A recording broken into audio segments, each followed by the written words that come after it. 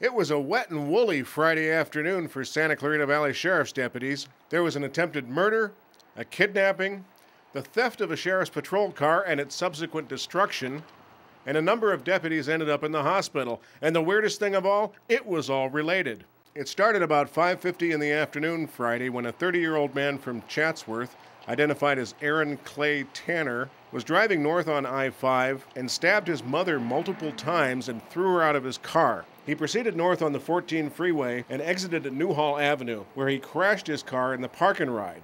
He got out, went over to a PT Cruiser that was being driven by a woman from Palmdale, pulled her out of the car and drove off in it. He may not even have realized at that moment that the woman's 4-year-old son was in the back seat.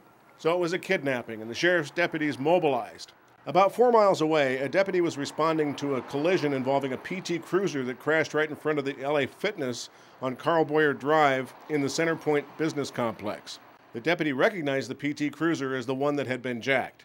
The deputy rushed over to the crashed vehicle to render aid to the child, whom he correctly believed was still in the car. He didn't see the suspect, but the suspect saw his patrol car, hopped in, and drove off up Newhall Ranch Road, otherwise known as the Cross Valley Connector, in the direction of Bouquet Canyon Road. When he got to the top of the Cross Valley Connector at Santa Clarita Road, next to a new housing complex, he turned off, sped down a cul-de-sac, crashed through a block wall at the end of it, and went over the embankment, about a 100-foot drop. The police cruiser rolled several times, came to a rest at the bottom of the drop, and caught on fire. The suspect jumped out of the flaming car, reached for a shotgun that had been thrown clear of it, but right then, sheriff's deputies pounced on him. They got in a big fight, and both the suspect and the deputies were injured when the suspect bit them on the legs and hands while they were handcuffing him.